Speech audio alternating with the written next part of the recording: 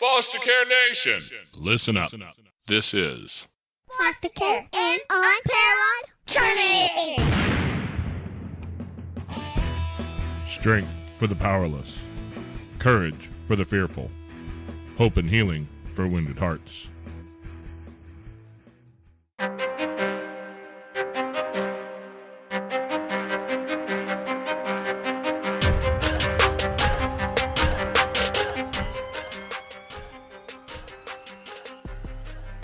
Hello and welcome back to Foster Care, an Unparalleled Journey with Jason. And Amanda. Today's special guest is Tamara Sipp. How are you doing, Tamara? Very good. Thank you for having me on your show. I appreciate it. All right. Now, I think I already messed up. I started out calling you Tamara instead of Tammy, and you already told me to call you Tammy. I'm not very smart today. I understand. Like once you start recording, things kind of pop up. I get it. Yeah, it's been a long week leading up to here, so we're just fighting our way through, right? That's all right. That's Making all right. it. So how have you been? I am great. How about you? Oh man, we're doing pretty good. We've had a long week. I've had a lot of work of the stuff that really actually earns money where I got to go do that stuff. Kids have been crazy this week, but man, we're making it through. And we had an opportunity to catch up with you and hear your story today. And as everybody knows, we talk about foster care and adoption here. That's a lot of what we talk about, almost exclusively actually. And you have a story to tell. Can you tell us how you're involved in it? Yeah. So years ago, I was raising my children, and my children ended up in foster care. And so I had an entirely different experience. And I will also say that later on through the years, I became a foster care parent as well. I never took on any children, but I became a foster care parent. But my story really goes back to when my children were taken from me.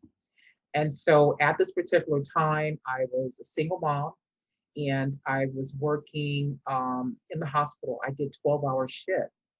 While I was doing the 12-hour shifts, I had three children that were, as kids would do, they would get up, go out and hang out.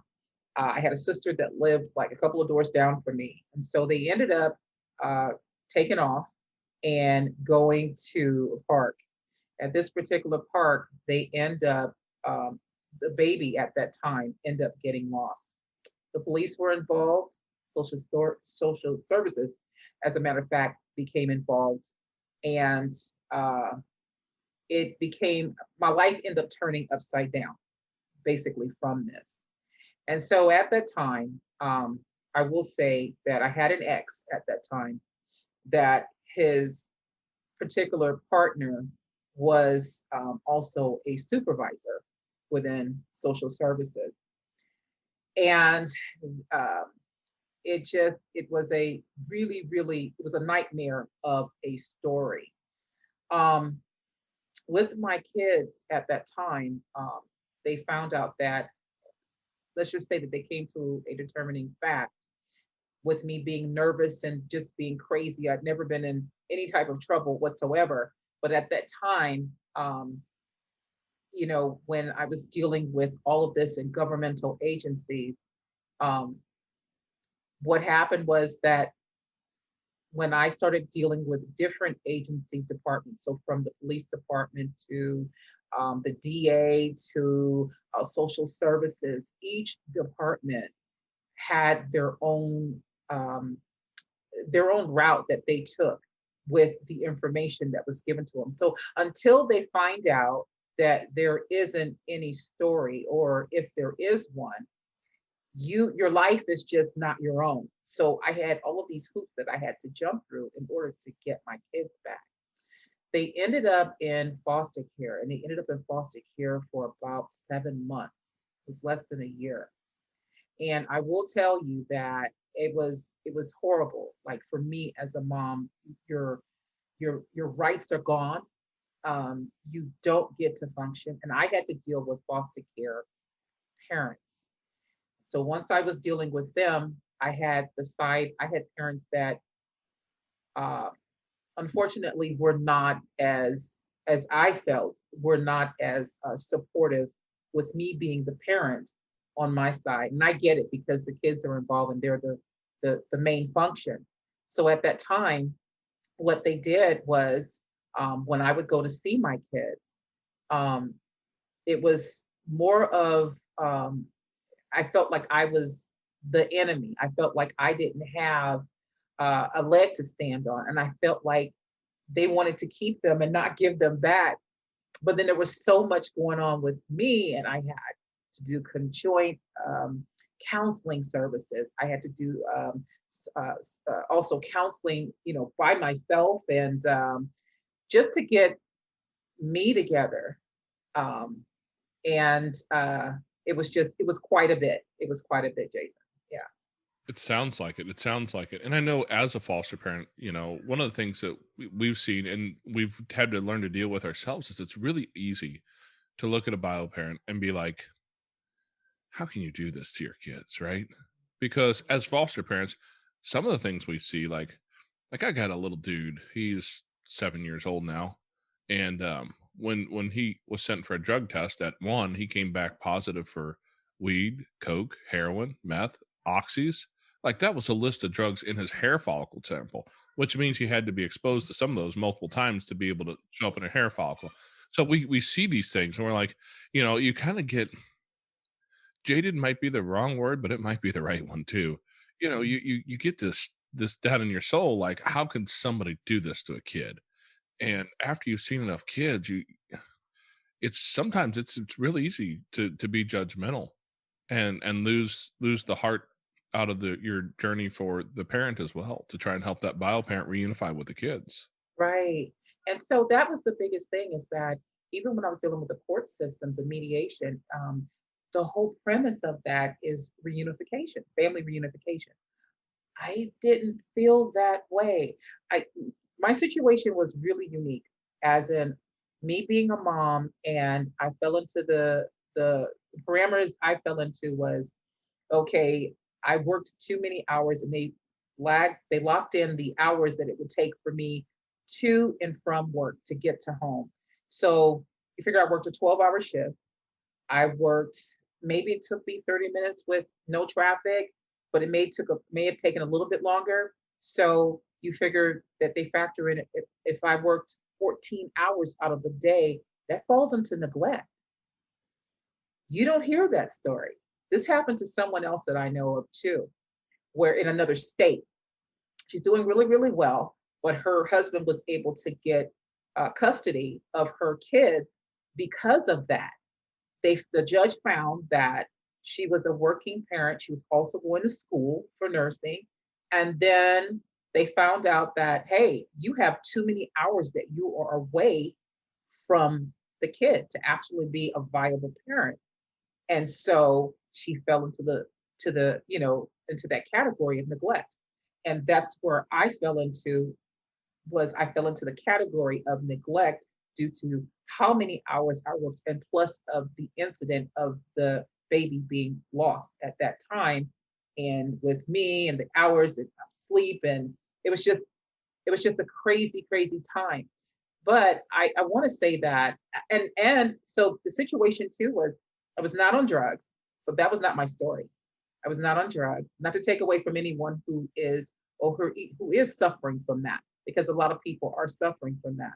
But that was not my story. So I was not on drugs. I was not, there was nothing there. It was just me and my kids, and that's all I wanted, all I had at that particular time. So I just think that, if in fact the way the system is set up, if it could, there are certain parents that have unique stories, that like me, you know. I was also put into a situation where the ex wanted to be with me, and I didn't want to be with him. So what he did was he kept calling the system, and he kept saying that there was different things going on, and there wasn't. But at the time, because a case was already open, so what happens is, yeah, they would have to act on it, because the premise of now it's just cause. And so, he would say that, oh, they weren't there, or, he felt they were left, or they're somewhere. And I mean, we had the police showing up at my mom's house, at different places. Yes. and it was horrible. I'm saying that the system needs an overhaul, literally, to look into that because not necessarily everyone's story fits. It's not like one size fits all. Absolutely. You know, to be 100% transparent here, we've had children's division called on us in the past. Actually, before we were ever even foster parents, Wow. that was a situation where a family member had gotten mad at my wife, and because she wouldn't take our son to the hospital because he had a fever, and he was a kid. He had a fever. He was controlled with Tylenol and you know all the normal parent stuff, right? But she thought he should have gone. She got mad because my wife didn't take him to the hospital, and the police and children's division show up at our house at like 11 o'clock at night because of Yes. medical neglect. And you look at it and you go, "Wait a dang second here! Wha- Mm, how does this happen?" And it right, didn't take long for us to put pull the pieces together. There was only one person in the world besides my wife, me, and my kids in the house who knew the boy had a fever that day. So we right. knew where the call came from. I'm like, hang on a second, let's figure this out. And we ended up having to deal with them. Now, fortunately, that was a handful of phone calls, and they showed up at 11 o'clock at night. Of course, we had to get the kids out of bed so they could see him and talk to him and all that. And it Right. ended up coming back as an unfounded report. But that's the sort of thing that can cause problems when somebody just reports you because they're angry at you. Right, right. And that sounds like you had a lot of that with your ex. A I lot of had the a lot of struggle. that. And then I was struggling because I was a single mom with three kids. And so I didn't make enough money. At that particular time, you fall like way below the poverty line. So I was living in a single with three kids. So that was another part of the issue is that they, as far as in social services, didn't feel that I had adequate space, because if you're living in an apartment and you have three kids, you are supposed to have at least two bedrooms, at least. So it's two per room. So if you're looking at how property management, how real estate, how that's broken up, and the laws with with fair housing, how it's supposed to be set up. So that is another reason why they took them out of the home too, because they didn't feel I had adequate space. I was living in a single, you know? And so, and the ages of my kids at that particular time were two were middle school, and then one was maybe about 16 months, 12, 18 months, because she was walking at that, maybe closer to 2 years old. But yeah, that's another issue is yeah, they're clothed, they're fed, they go to school, they're doing what they need to do. But if in fact, poverty is a major crime because for me it was like we were managing, but it wasn't sufficient for the system. Once the system got a hold of, the situation, it was everything was exacerbated. So no, yeah, you work, but you work where it's child endangerment. You know what I mean? I worked where um, I I made more money working at night than I would have during the day because it was in the hospital and I made more if I passed like a 12-hour shift, working 8 hours and then getting into the 12 hours, I made way more money so that I could sustain the household. And yeah, I had to shift gears where I had to try to find something else or work less hours. And then I was already fighting, an uphill battle with not having the money. So yeah, that wasn't good at either. That was also another big um, uphill battle. Yeah, I don't know what the state laws were where you were at when this was all going on, but I know that here in Missouri, part of children's division is what we call it here. A lot of places call it different things, DIFUS, CPS, whatever. But part of that is well, they're part of the division of support services, if I remember the acronyms right. And so what they're supposed to do is they're supposed to be able to provide services to help you get on your feet. And it sounds like that problem really had a lot to do with being a single mom trying to support your kids. And I mean, if that's a crime, that's a tough one, right? Because Right, you're trying to do the right thing, but it's a challenge for sure. And I know a lot of parents fight that. right. Hey there, Foster Care Nation. We'd like to take a quick minute to step out of the podcast here and ask you guys for a little bit of support. If you could share an episode with people, friends, in a group, with family, anywhere where there's somebody who would like to hear this. Also, if you'd like to join us and support our mission, a couple dollars a month would be really helpful. You can find us on Patreon at patreon.com/fostercarenation. Now back to the show. So I've had, and I, not to cut you off, but when I met with the DA, because mine went all the way to the DA, they were trying to push charges against me, which was social services. And when I met with the DA was also, she had in her prior experience in jobs that she had, one of them was as a social worker. She was a social worker, but she was also a foster parent. So she knew every single side. When I sat with her, she said, you know what? I'm going to take this particular case off calendar. She said, social workers have too much power. She said, this is a situation where I do not see that it shouldn't have even come across my desk. She says, unfortunately for you, she says, what we're going to do is we'll have you take some classes, and just go, be attentive, do what they say that you have to do. And I will go ahead and remove this so that we don't have to go any further. And literally, I did exactly what needed to be done, and it was removed. When I met her, I went through all of that. I did end up getting my kids back. I did everything that they told me to do. I went back to school, and I actually got my undergrad in 2 years. So I ended up receiving a bachelor's. And from that, I started teaching parenting classes. And I started teaching parenting classes because of what I went through, so that if I can assist other parents in any form, in any way, so that that doesn't happen to them, that's really what was like my prime focus and my motivation. I actually teach it until now, but yeah. Well, part of our mission here that that we've really been focusing on for a long time is just providing strength to the weakest among us. In a lot of ways, some of those, it started, the weakest among us. That's the little ones, right? Right. But also in that category, a lot of times are the bio family, because some of them are horrible people. We have seen some abuse situations that, my goodness, make you wonder how that happens. And, you maybe even have horrible thoughts in your head about these people because of the Right. things that they do. But there's also a lot of places where, as foster parents, we can really reach out and support a biological parent who's going through something that can get the kid back in the household. Right. Because we've seen it, we know firsthand, the best place for a kid is with a biological mom and dad. If that's at all possible, that's the best place for a kid.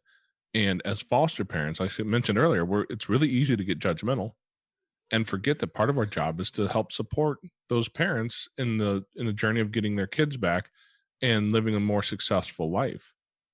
And that's part of the reason I love to talk to people like you who've walked that journey, who've been through something tough and did the work and got your kids back and turned your life around. It sounds like quite a bit too, because it's not common to see. Right? How many kids have we seen where the parents got their stuff together? I mean, it's been a few. I'd like to see more though. Yeah, I can think of four kids maybe. And we've had about 20. So that's not very good, not very high percentages. But where can we support those people in getting their kids back and getting their life back on track to a place where the state feels that it's safe to put kids back in that home? That's a hard one because I've seen situations where maybe you have someone who is dealing with substance abuse, but they do need different types of support. So it depends upon, where you fall in the entirety of this whole thing. Where do you fall? The biggest deal here is once you're in the system and all of this is happening to you, it's hard not to crack. It's hard not to fall into a state of depression. It's hard. I mean, I can't tell you how many days that I felt like I was losing it. My kids were gone. You couldn't have told me anything. I was like a walking zombie, literally, literally. And I have faith. I can't tell you every day that I felt like praying. I can't tell you every day that I felt like my faith was working because it wasn't, not for me. So it ended up turning around. I still have faith, but I'm telling you, when you're walking things like that through, you don't feel that way. So, and I didn't have a great support system around me at that time either. I didn't have that. I had family members that turned against me because they felt like yeah, well, you must have done something. You must have, and you must have. Until one particular family member said, no, listen, it's not you, and it's not even what everyone else is saying. You deserve your kids. I'm seeing that literally you love them, you deserve them. This is a situation that was unfortunate. But while you're going through it and the deck is stacked against you, literally, you just feel like your life is crumbling at the seams. So I don't know about like when you say like for parents that can get their things together, get their stuff together. I'm saying some, if you were already struggling before, you know what I mean? This does not make it any better. It makes it worse. It actually, you know what I mean? It actually, if you were, I'm saying on substance abuse, if you were hooked to something, yeah, it would make you do other things. I'm pretty sure of it. I'm pretty sure. Yeah, if you go back to some of our earlier episodes, Hope for Amy, I think was a 3-part series we put together Yeah. with a lady named Amy. And, she wasn't just an addiction. She was dealing pretty heavy. When the cops kicked her front door in, they found roughly, I think, about $10,000 worth of meth in her coat pocket. Okay. And yeah, she was like a full blown dealer. And that was her rock bottom where she said, okay, Mhm. I have to turn some stuff around. I have to do something different. And she did the hard work. And I know she said going through the situation, she really felt like Children's Division was all against her.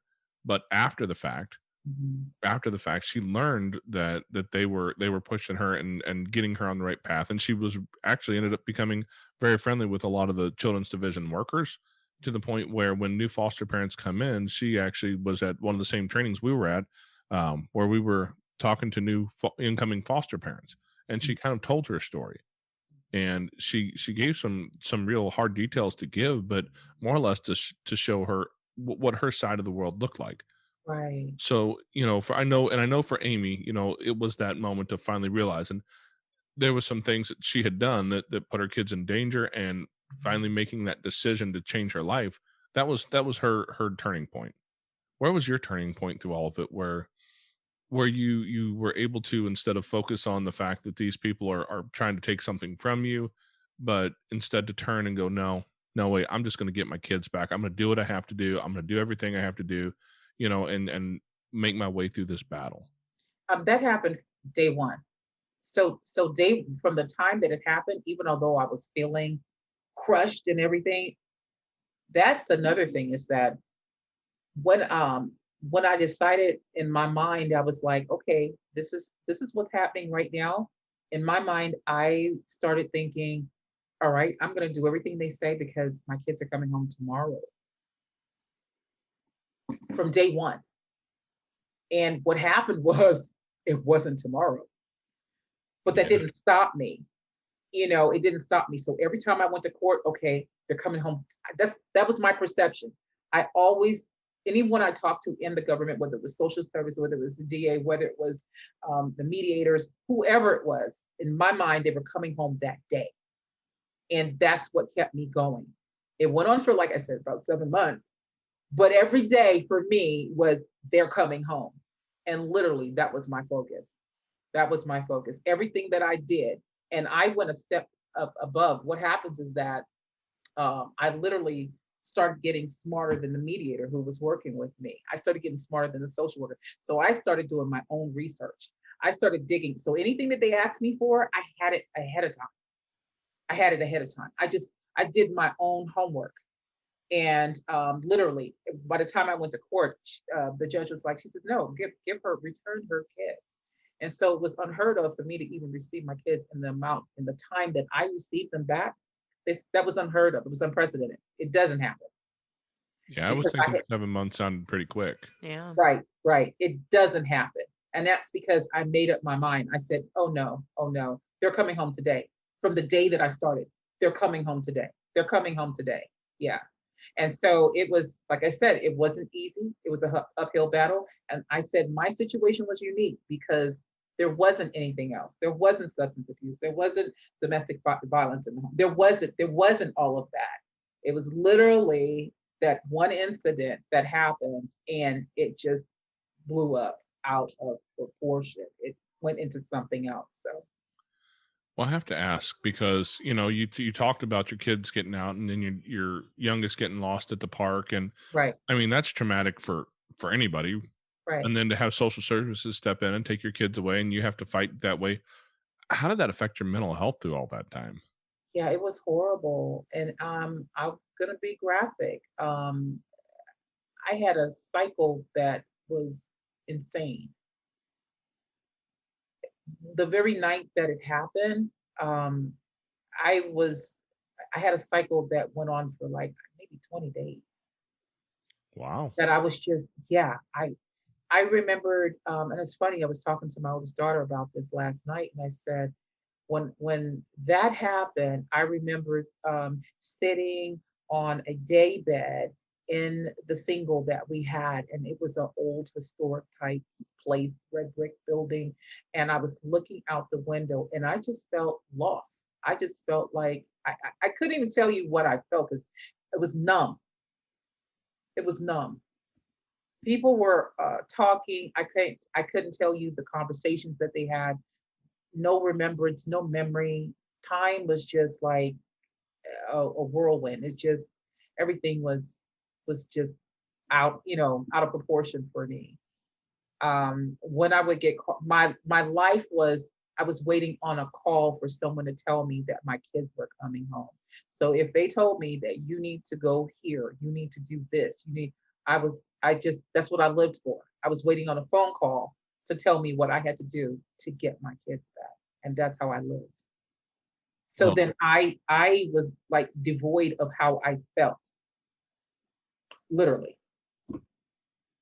well, it sounds like, that's a great place for your mental health to spiral pretty quick if you're not really careful. What'd you do to protect your own mental health and as you walk through that? Because I mean, it's not hard to spiral into a real deep depression when you lose your kids and Right. have all kinds of other things pop up. What were you doing for yourself for that? I can tell you it was again my faith. It was a lot of prayer, and like I said, some days my faith was great, and some days it really wasn't. Some days it was working, some days it wasn't, and it was an up and downhill battle.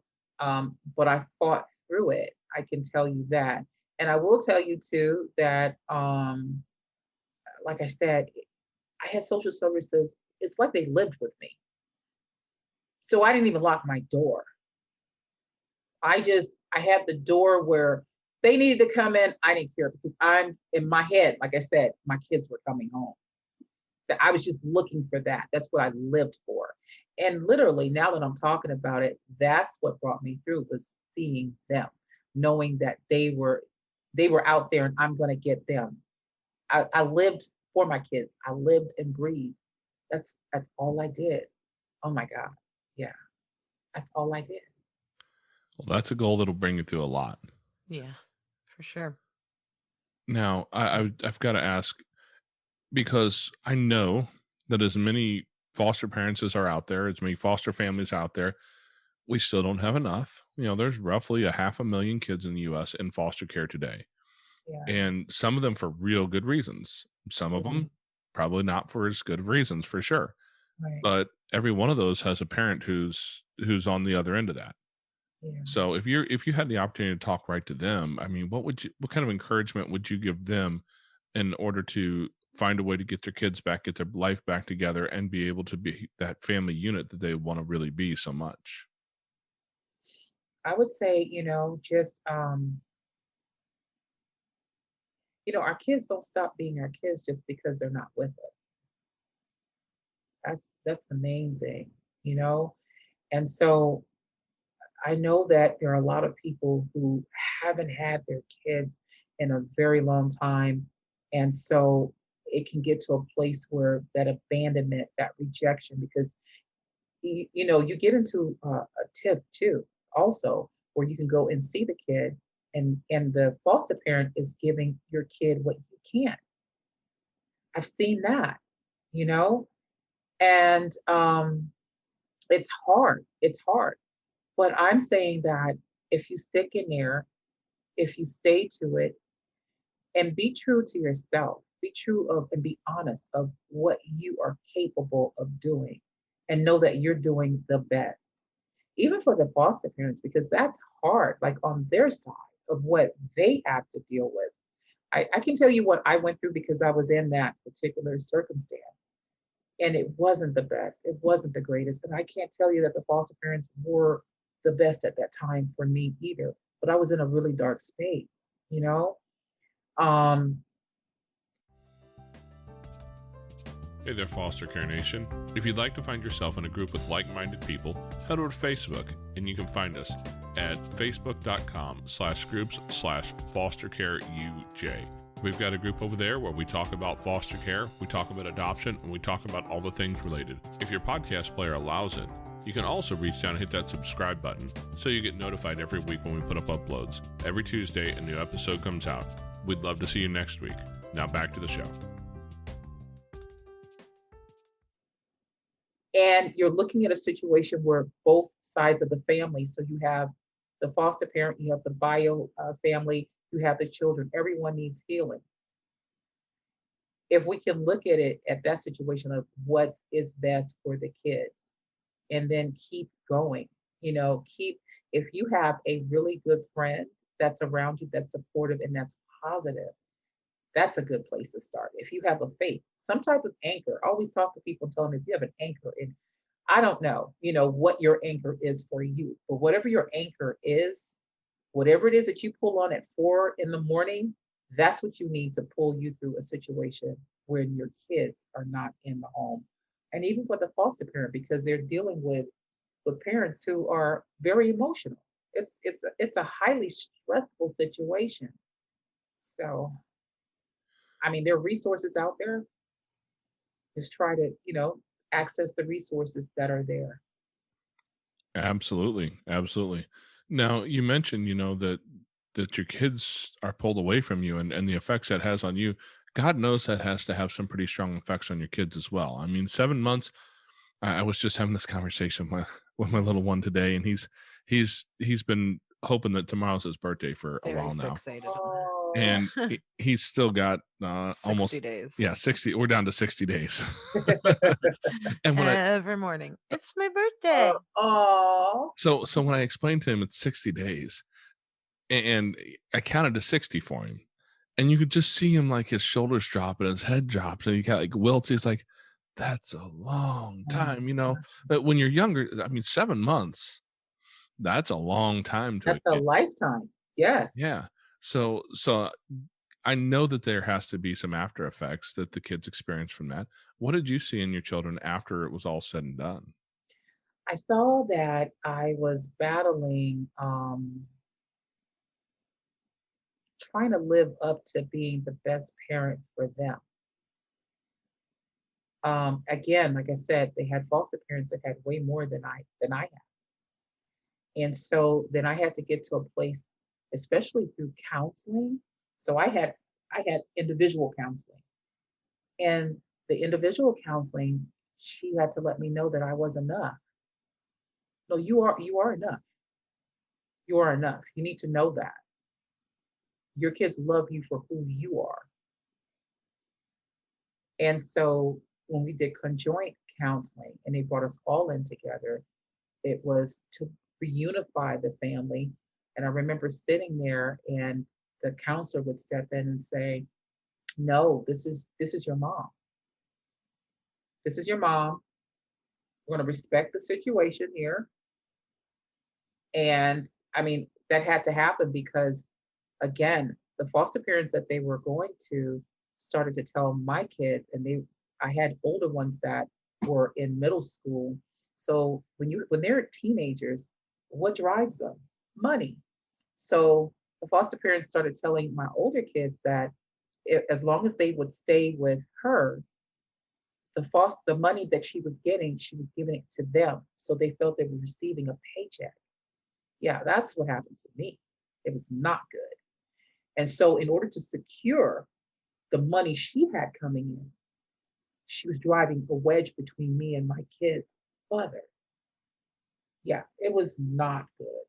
So I kept going over though. I kept coming over, when it was time for me to go and show up, my a lot of time, my hours that I had, I definitely went and I saw them and I loved them as much as I could and did as much, and it ended up working in my favor. But how many how many families, how many kids that didn't, you know?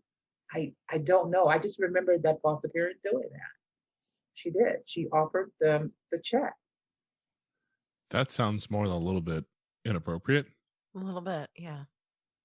because, as we all know, teenagers are driven by God only knows what. Money's a part of it, I'm sure. Part of it's their own insanity. Right. Middle schoolers are Mhm. are full of their own challenges usually, and I mean, in a situation like that where they're in the middle of what I mean, we'll just call it what it is. It's a traumatic situation for any Mhm. kid, and a middle schooler who's probably coming into that whole preteen, teen, pubescent time frame where the hormones go crazy and subsequently they lose their dang minds. Right. I'm just saying, I'm not No, they pointing any do. fingers at my kids, but No, no, no, they do. maybe I don't know any that don't, but they do. You just absolutely. claimed them. You said, "Okay, they're all yours." See, she's trying to give away the teens to me already. Go figure. Done.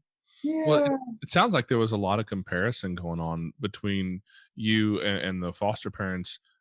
Did you suffer from any of that in your own mindset as you dealt with it? Were you trying to battle with that whole comparison game as well? I did. I did. I said that I didn't feel that I was enough. I didn't feel, you know, uh, she owned, you got to figure, I was living in a single. She owned her own home. She was established and had been for like 20 something years. And so, I felt like I had to compete with that. Like my kids wouldn't love me. I did. I felt that way. It's a horrible place for a mom to feel. It's a horrible place. So on one essence, I'm going to the parenting classes. I'm doing everything that I'm supposed to be doing. I'm doing the counseling and conjoint counseling. I'm doing everything, and they're saying the opposite of what's actually happening. What's happening is not what you're telling me. Yeah, Yeah, we've seen our fair share of kids being convinced of things that are not necessarily true. right, Yeah. right. I'm tempted to give some examples here, but that might point fingers to too many people who might hear this. But yeah, Exactly. that happens a Yeah. lot, you know. Right, Let's right, not do that. I don't know right, about right, right, But right. yeah, people start to really feel that, and suddenly it becomes a battle or a war, and it sounds like that using money as a wedge to keep you guys Yes, pushed apart is, I yes, mean, as a tactician, I'll say it was probably a brilliant move. As an ethical person, I'm going to say it was probably that. Horrible. horribly unethical and immoral. And right. my God, did you ever have an opportunity to speak with Children's Division about that? Were they willing to hear it or do anything? So here's the thing. So it were so many moving parts. So I had her, and then I had my ex who was still reporting, saying that I was doing stuff I wasn't doing. So at one point he says that I was on drugs, and so then they had they had me go to you have to report to do a urine tests. You Hmm. just call this random number and you don't know. So in the middle of me working, I had to call a random number where I had to go and urinate and I had to do that. I did that for, oh my God, I can't tell you how long because it starts from like a Sunday and they'll give you your last name, your initial or whatever, and you got to go do this. And I'm working 12-hour shifts. I'm doing all of the other mandated stuff. And then I got to go do that. And if you miss that, then it means that you're positive, even though you're not positive. And that craziness. So while she was doing that, again, my focus was my kids are coming home. I just went into another gear. I just shifted into another gear where it was, no, my kids are going to be coming home. They're coming home, literally. I just shifted. I got mad in a positive way. I got angry at the situation. I get angry at the system. So I didn't really look at her like as my focus or even the, you know what I mean? I just got mad at the system. I said, you know what? Things are going to change. My kids are coming home, literally. I didn't focus on what was happening around me because it was too much. It was too much. After a while, and I was, like I said, my cycle was like a cycle from hell. It was just, it wouldn't go away. And I really just had to like shake myself and say, no, no, no, they're coming home. You're going to do this. Literally, you're gonna, you're focusing, you're getting them back. You're gonna do this. You're gonna get through this. Literally. Now you mentioned that your ex was um had the children's division supervisor as his partner at the time. Yes. I, Yes. I'm no lawyer. Granted, I'll tell you I'm a genius all the time, but I'm pretty sure that sounds a bit like a conflict of interest, and maybe a change of jurisdiction would be needed there. Yes. That I didn't realize the magnitude. Sometimes you know that you're disliked, but you don't understand the magnitude of how much you are. And that's the reason why the case ended up being the way that it was. It's because there was an inside man, literally, that dragged that out. That's crazy that that was even allowed to happen. Did that come out in court that that was happening? No, again, it was so I was pivoting, you know. I had blows from every side every day. And I did not have the opportunity to sit down and focus on one particular situation or one thing and say, okay, you know what? Now I'm going to deal with you. Like I said, my focus was the kids and getting them home, whatever the courts needed me to do, whatever social, you know what I mean? And I just did whatever they needed to do. And it's like I couldn't take my eyes off the prize of getting my kids for 1 second, because for me, that was my motivator, my biggest motivator, and that's what kept my sanity. And if I had taken it to look at, okay, this social worker is doing this, this person is reporting what they shouldn't be reporting, and they're in a conflict of interest position. If I had, and I didn't even know at that time. How about that? I didn't even know at the time that that person was the supervisor. And yes, I didn't know. I didn't find that out till years later. Oh wow.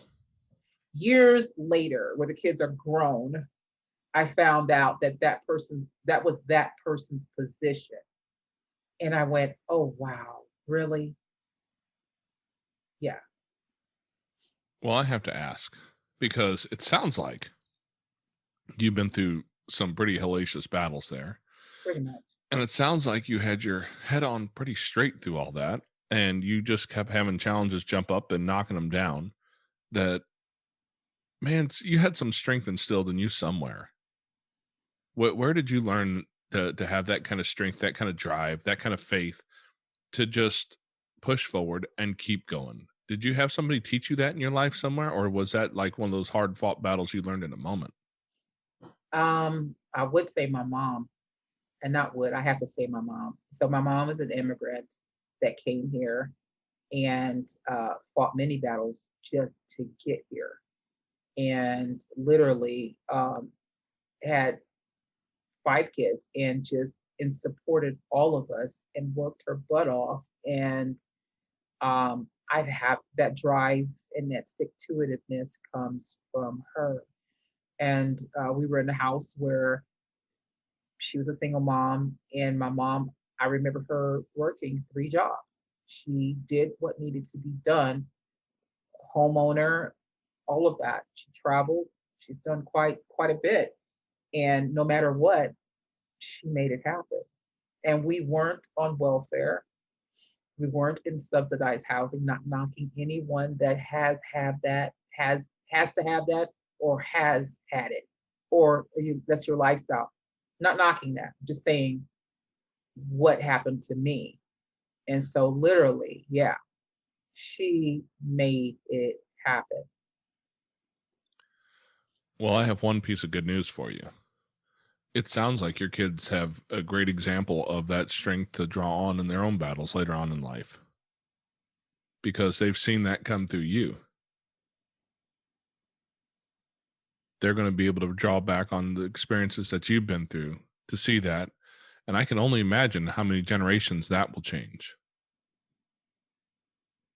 That would be a blessing. That would be awesome. And I think that's what we live for as adults and as parents. I think that that's our biggest thing is legacy. What are we leaving? What's the imprint? What's the blueprint? What are we doing so that we change whatever's happened in the past or whatever we're dealing with? What do we do that we're making a difference? I believe that's the way that we all should be living our life. I appreciate that. I appreciate that the sentiment is the same to you. And Amanda, I this platform is needed. It's needed. It's needed. We should have more conversations like this where people are at least the awareness of people's plight. It's we all have different things that we go through. We all have different things, and it's needed to be said. Um, how did you overcome that situation? How did you make it out? And if this can help anyone, I'm very excited if it can. You know. And the fact that you're teaching parenting classes now speaks volumes to where you came from and what you've been through and who you are as a human, because not only does that experience going to translate into your kids, but you're able to handle a lot of those victories you had over to the next generation of parents who may be struggling in their own place and changing the world. Because I mean, I'm a firm believer that we all walk through dark places in our lives, right?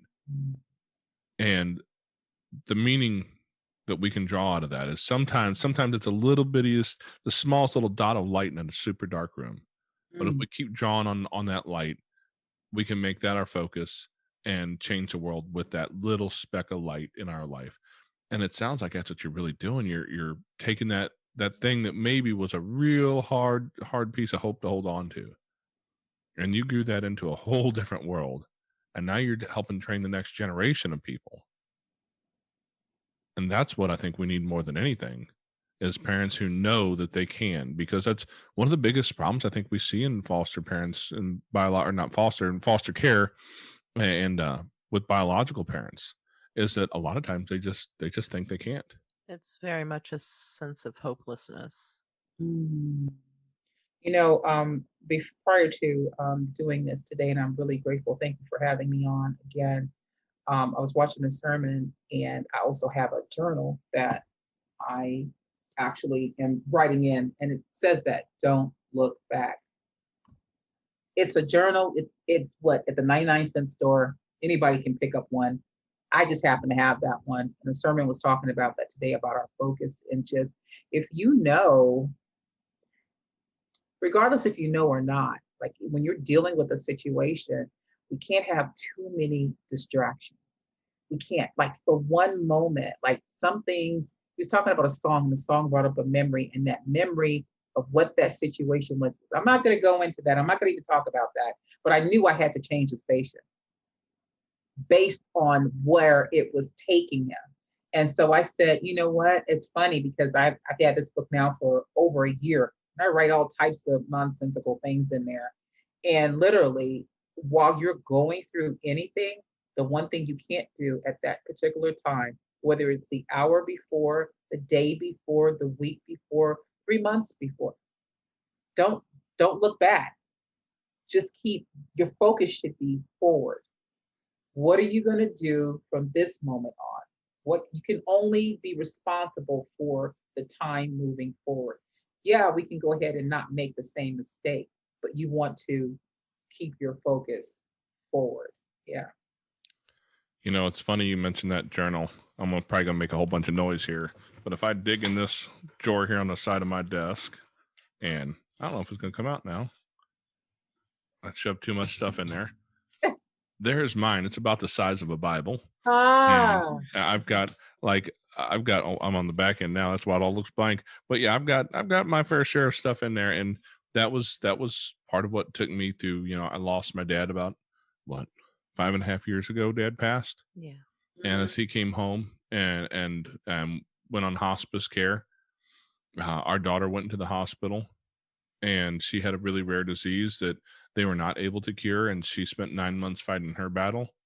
And through that process, I went ahead and did the smart thing and jumped inside of a bottle of whiskey.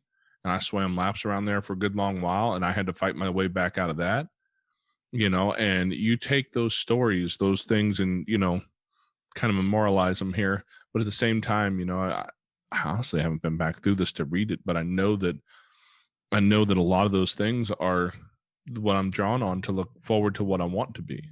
Yes. Right now I'm part of a dad's group, and that's a big part of the conversation we have on a regular basis, is that idea that you mentioned, legacy. What legacy do I want to leave? Do I want to leave the legacy of a drunk? Because I was on that path. I was walking that road, but it's been A good long while now. over 4 years now. I think January 1, I think, was 4 years since the last drink I had. And we've got a long ways to go. That number is going to get a lot bigger, because I eventually Yeah. figured it didn't serve me, and I just had to walk away from it. And Right. we've all got those places in our heart that are some dark moments in our past. But when you can take that and turn that around, and not only walk yourself out of it, but to model that for your children, and then go and teach other adults that same thing, I think what you're doing is just amazing. And I don't think we'll be able to quantify the number of people that will be supported by what you've done. Thank you. Thank you. I appreciate that. I think it's important to recognize that, because most parents in your situation feel hopeless. They feel like they can't get their kids back, and I understand why. But what you've Right. done has been so much Right. more than just get through. And if that's all your mother's doing, teaching you that, my goodness, I mean, I don't know if you still have your mother with you, but if so, you need to give her I a do. big hug for the rest of us, because she made a difference. She did. And that's She what I did. see is our lives, the ability to make that difference for generations yet to come. I hope that 100 years from now, my great great grandkids can be telling stories about why they're where they're at, and occasionally they'll talk about great great grandpa Jason, maybe. Maybe. Because if we're not focused on that, what are we changing in life, right? What's this all this pain worth if we're not Right. making it better? Right. Why are we here? We're not just here just for us. We're not. We're not. We're Hmm. supposed to be effective. We're supposed to change. We're supposed to change ourselves, and we're supposed to be forever moving. Everything we do is movement. Everything that we do is forward thinking, moving. Moving, forward thinking. We're supposed to be thinking about how does the next generation, what are they going to do? What is the imprint I'm leaving for them? What am I what am I doing that is going to make such a fundamental principle that literally it doesn't take much. It doesn't take much. It just takes you changing your mind. Literally changing your mind, changing my mind that I don't want to do this anymore. This doesn't work for me. What can I do to make life better, to make the situation better? It's literally it's changing of the mind. It's switching your mind. It's just repositioning and shifting your mindset of, and it seems like it's simple, but if you've done the same thing for a very long time, it's not that simple. It's not that simple, but then it is. Yeah, yeah. You're 100% right there. I can't disagree with any of that. So you mentioned before your three kids, right? Yeah. So where are they today? Wow. So uh my youngest, so what we've done is, there's so much that's going on in the world right now. And literally I found out and rediscovered that, she's a good baker, right? So I said, you know what? Um, right now, sometimes depending on where you live, what region you're living in, what state you're living in, you know, from today to tomorrow, it might be open, it might be closed, depending on the pandemic, right? Oh And I yeah. said, yeah. And the concern is going out and not bringing, you know, what we're dealing with inside. You just, that's a major concern. And so she's a good baker. And I said, you know what? Why don't we cook? Why don't we just start cooking? And it kind of took on a life of its own where we're doing a small catering business. And so I'm going to be making some things. I'm going to be cooking food too. And she's going to be baking. She makes really, really good things. And I said, while we do this, we're going to add in, like, when you get a fortune cookie, it has a little saying on the inside, but I'm going to add in a little prayer, which is Psalms 91, which is a covering to cover people's households and their families. It's a blessing, it's a covering. I want to add that in it. And then also, too, I want to also impart that there are a lot of people who can't afford to buy, that would be extra. So if you have the ability to pay it forward, I would like for you to pay it forward so that we can feed someone else. So that's something that we're working on right now. But also, too, she has taken courses in engineering and has built her own computer from scratch. And Wow. yeah, that's the baby. She's who's now in her 20s, but she's built a computer from scratch and has just taken a mobile app certification. She's gotten that two under her belt. And the middle one is a property manager and also studying real estate. She's doing really, really well. And my oldest is gotten her master's in social work, and she's just become a part of a new sorority, and she's doing many things, like wonderful, wonderful things. And yeah, just I'm super, super stoked and super blessed. Wow. Yeah. Our son, our oldest son, spent a lot of time in the hospital. Him and my wife split most of the shifts in the hospital while our daughter was there sick. And today he has well, he's probably headed to work here in about an hour where he goes to houses. He's a home health nurse now, and he takes Okay. care of people. And he really prefers the pediatric cases because he was in the children's hospital with her so much. And I think it sounds like maybe your oldest daughter had a little bit of that same thing where she went, this was hard. I should go step in and make the world different. That's That, amazing. yes, that's exactly Change what it. she did.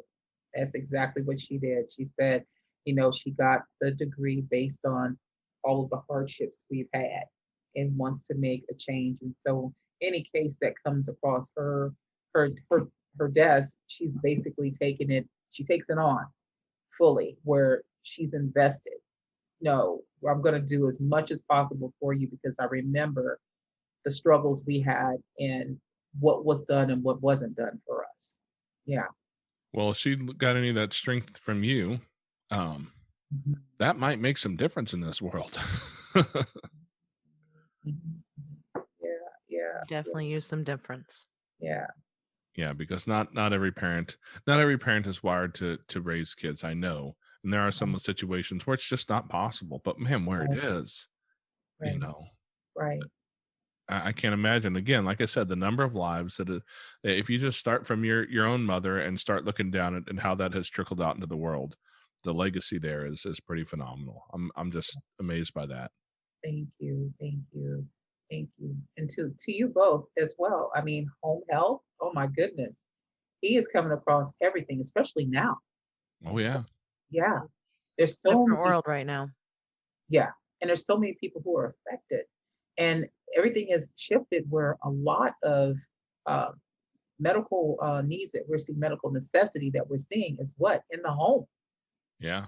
And a lot of the cases he's worked with, obviously HIPAA rules and all that. We don't get all of that. Right. He shared enough to know that some of the kids he's worked with, quadriplegic kids who were born Mhm, with all these difficulties in life, and mhm, and he has the opportunity to sit with them at their home and connect with them, and just to provide the care and comfort for a young child has is I mean, mhm, I don't think he really even fully gets it. mhm, Maybe he does. Maybe he does. mhm, Actually, I mhm, think he probably does, and I'll tell you why. I'll tell a quick story. When he was in training, he did his medical training in the army. He was in the on the army as a nurse there. And one Oh, day while he was doing his training, one of the was it Fort Sam, I don't remember where it was. It might have been Fort Sam. He was somewhere, and I know that he was working with one particular patient who was, I think, paralyzed, mostly paralyzed, and he asked the dude, he's like, dude, your toenails are long. Do you want me to clip them? It's like, oh, I'd love that. Nobody's done that in a long time. And it was part of the report at the end of the shift where him and the other nurses are there, and the supervisor who had something shiny on his collar, right? A colonel or something, I think it was in the room. And the other nurses looking like, dude, you did all that. Where'd you find time to do that? Why would you waste your time clipping the guy's toenails? That's ridiculous. Why would you do that? And he just looked at him, and he told me the story because he's like, it really bothered him that they asked that question. And he said, everybody deserves a little bit of dignity. Right. And that tells me a whole lot about what he's experienced in life and what he's learned through our own hardships. Right. And he said the colonel came to him later and just, off to the side and said, you're going to make a good healthcare professional. You're in the right space. But I think oftentimes when we look back at the things that really just devastated our life, that tore us apart, is where we have the most strength. Yes, I totally agree. I agree with that. Yes. Did you have anything else to ask, Amanda? No, I think the story sums itself up. I mean, it's awesome. Yeah. Well, we really appreciate you being willing to come on here and tell your story, because I know so many people have a difficult time coming on and telling a story like yours, where people have the opportunity to look at you and judge you and call you names and say you're a horrible person. And, your kids got taken away. And so now we get to judge you, because that's what we like to do as people. For some reason, we like to judge each other. But instead, you come out and tell your story and provide hope for people who may be going through a similar situation, who don't have that hope. And it's crazy is that, like I said, this happened many years ago, but I run into other people who are like age mates right now who've had similar stories. You wouldn't believe it. And I was like, wow, your kids got taken too? It just, it's not something that they can share with everyone. It's not something that they can bring forward. There's a lot of shame behind it. They're very successful, highly successful, but they had this period and point, something happened, something went awry, and they lost custody of their kids, and their kids were in with foster parents. And, if you don't know them well enough, you would never know that this has happened to them. But thank you very much for having me on. I appreciate it. Hey, we appreciate you being willing to come in here and be open and vulnerable and honest and tell a story that most people don't have the opportunity to hear, because people hide that behind their own shame and insecurities. True. I agree. Okay, Foster Care Nation, thank you for listening to Tammy's story. Now take her knowledge and wisdom to heart so you can create love and healing in your family and community. Be sure to come back next week. We have new episodes every Tuesday. If you'd like to share your story as a guest, you can reach us at fostercareuj@gmail.com. You can connect with other like-minded people on Facebook at facebook.com/groups/fostercareuj. And don't forget, we have a Patreon where you can support our mission for as little as $5 a month. It's at patreon.com/fostercarenation. The links to everything are in the show notes on your podcast player or at fostercarenation.com. And as always, You are so super awesome. I think you guys are cool. Yeah, yeah.